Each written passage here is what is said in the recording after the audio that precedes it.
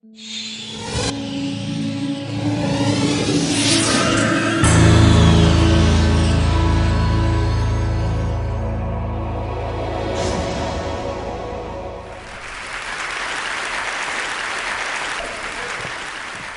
I'll start with this. A couple of years ago, an event planner called me because I was going to do a speaking event. And she called and she said, I'm really struggling with how to write about you on the little flyer. And I thought, well, what's the struggle? And she said, well, I saw you speak, and I'm going to call you a researcher, I think, but I'm afraid if I call you a researcher, no one will come because they'll think you're boring and irrelevant. And I was like, okay. And she said, but the thing I liked about your talk is, you're a storyteller, so I think what I'll do is just call you a storyteller. And of course, the academic, insecure part of me was like, you're going to call me a what? And she said, I'm going to call you a storyteller. And I was like, oh, why not Magic Pixie? I was like, let me think about this for a second. And so I tried to call deep on my courage, and I thought, I am a storyteller. I'm a qualitative researcher. I collect stories. That's what I do. And maybe stories are just data with a soul, and maybe I'm just a storyteller. So I said, you know what? Why don't you just say I'm a researcher storyteller? And she went, there's no such thing. So I'm a researcher storyteller. And I'm going to talk to you today. We're talking about expanding perception. And so I want to talk to you and tell some stories about a piece of my research that fundamentally expanded my perception and really actually changed the way that I live and love and work and parent. And this is where my story starts. When I was a young researcher, doctoral student, my first year I had a research professor who said to us, here's the thing, if you cannot measure it, it does not exist. And I thought he was just sweet-talking me. I was like, really? And he's like, absolutely. So you have to understand that I have a bachelor's in social work, a master's in social work, and I was getting my PhD in social work. So my entire academic career was surrounded by people who kind of believed in the life's messy, love it, and I'm more the life's messy, clean it up, organize it, and put it into a bento box. And so to think that I had found my way, to found a career that takes me, really one of the big sayings in social work is lean into the discomfort of the work.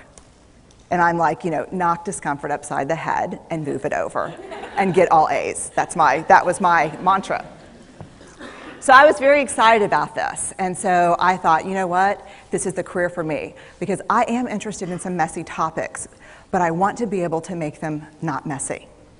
I want to understand them. I want to hack into these things that I know are important and lay the code out for everyone to see. So where I started was with connection, because by the time you're a social worker for 10 years, what you realize is that connection is why we're here. It's what gives purpose and meaning to our lives. This is what it's all about. It doesn't matter whether you talk to people who work in social justice and mental health and abuse and neglect. What we know is that connection, the ability to feel connected, is neurobiologically, that's how we're wired, it's why we're here. So I thought, you know what, I'm going to start with connection. Well, you know that situation where you get an evaluation from your boss and she tells you 37 things that you do really awesome and one thing that you can't, an opportunity for growth. And all you can think about is that opportunity for growth, right? Well, apparently this is the way my work went as well, because when you ask people about love, they tell you about heartbreak. When you ask people about belonging, they'll tell you their most excruciating experiences of being excluded. And when you ask people about connection, the stories they told me were about disconnection. So very quickly, really about 6 weeks into this research, I ran into this unnamed thing that absolutely unraveled connection in a way that I didn't understand or had never seen. And so I pulled back out of the research and thought, I need to figure out what this is. And it turned out to be shame. And shame is really easily understood as the fear of disconnection. Is there something about me that if other people know it or see it, that I won't be worthy of connection? The things I can tell you about it, it's universal. We all have it. The only people who don't experience shame have no capacity for human empathy or connection. No one wants to talk about it, and the less you talk about it, the more you have it. What underpinned this shame, this I'm not good enough, which we all know that feeling, I'm not blank enough, I'm not thin enough, rich enough, beautiful enough, smart enough, promoted enough. The thing that underpinned this was excruciating vulnerability. This idea of, in order for connection to happen, we have to allow ourselves to be seen, really seen. And you know how I feel about vulnerability. I hate vulnerability. And so I thought, this is my chance to beat it back with my measuring stick. I'm going in, I'm going to figure this stuff out, I'm going to spend a year, I'm going to totally deconstruct shame, I'm going to understand how vulnerability works, and I'm going to outsmart it. So I was ready, and I was really excited. As you know, it's not going to turn out well. You know this. So I could tell you a lot about shame, but I'd have to borrow everyone else's time. But here's what I can tell you that it boils down to. And this may be one of the most important things that I've ever learned in the decade of doing this research. My 1 year has turned into 6 years, thousands of stories, hundreds of long interviews, focus groups. At one point, people were sending me journal pages and sending me their stories, thousands of pieces of data. And 6 years. And I kind of got a handle on it. I kind of understood this is what shame is, this is how it works.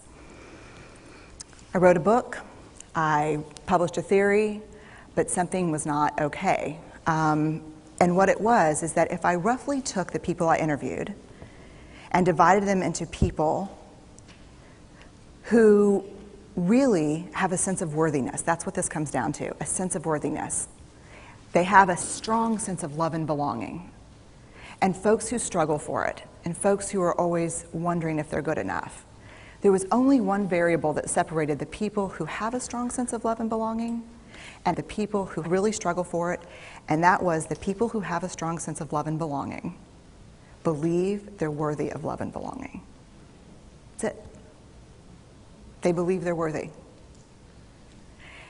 And to me, the hard part of the one thing that keeps us out of connection is our fear that we're not worthy of connection, was something that personally and professionally I felt like I needed to understand better. So what I did is I took all of the interviews where I saw worthiness, where I saw people living that way, and just looked at those. What do these people have in common? And I have a slight office supply addiction, but that's another talk. So I had a manila notebook, a manila folder, and I had a Sharpie, and I was like, what am I going to call this research? And the first words that came to my mind were wholehearted. These are kind of wholehearted people living from this deep sense of worthiness. So I wrote at the top of the manila folder, and I started looking at the data. In fact, I did it first in this in a 4-day, very intensive data analysis where I went back, pulled these interviews, pulled the stories, pulled the incidents. What's the theme? What's the pattern? My husband left town with the kids because I always go into this kind of Jackson Pollock crazy thing where I'm just like writing and going and kind of just in my researcher mode. And so here's what I found. What they had in common was a sense of courage. And I want to separate courage and bravery for you for a minute. Courage, the original definition of courage, when it first came into the English language, it's from the Latin word cur, meaning heart. And the original definition was to tell the story of who you are with your whole heart. And so these folks had, very simply, the courage to be imperfect. They had the compassion to be kind to themselves first and then to others, because as it turns out, we can't practice compassion with other people if we can't treat ourselves kindly. And the last was they had connection, and this was the hard part, as a result of authenticity. They were willing to let go of who they thought they should be in order to be who they were, which is, you have to absolutely do that for connection. The other thing that they had in common was this. They fully embraced vulnerability. They believed that what made them vulnerable made them beautiful. They didn't talk about vulnerability being comfortable, nor did they really talk about it being excruciating, as I had heard earlier in the shame interviewing. They just talked about it being necessary. They talked about the willingness to say, I love you first. The willingness to do something where there are no guarantees. The willingness to breathe through waiting for the doctor to call after your mammogram. The willing to invest in a relationship that may or may not work out. They thought this was fundamental. I personally thought it was betrayal. I could not believe I had pledged allegiance to research, where our job, the definition of research is to control and predict, to study phenomenon for the explicit reason to control and predict. And now my mission to control and predict had turned up the answer that the way to live is with vulnerability and to stop controlling and predicting. This led to a little breakdown, which actually looked more like this. And it did. It led to I call it a breakdown, my therapist calls it a spiritual awakening. Spiritual awakening sounds better than breakdown, but I assure you it was a breakdown. And I had to put my data away and go find a therapist. Let me tell you something. You know who you are when you call your friends and say, I think I need to see somebody. Do you have any recommendations? Because about 5 of my friends are like, woo, I wouldn't want to be your therapist. And I was like, what does that mean? And they're like, I'm just saying, don't bring your measuring stick. It's like, okay. So I found a therapist. My first meeting with her, Diana, I brought in my list of the way the wholehearted live. And I sat down, and she said, how are you? And I said, I'm great, I'm okay. And she said, what's going on? And I said, and this is a therapist who sees therapists, because we have to go to those because their BS meters are good. And so I said, here's the thing, I'm struggling. And she said, what's the struggle? And I said, well, I have a vulnerability issue, and I know that vulnerability is kind of the core of shame and fear and our struggle for worthiness, but it appears that it's also the birthplace of joy, of creativity, of belonging, of love, and I think I have a problem, and I need some help. And I said, but here's the thing, no family stuff, no childhood shit, I just need some strategies.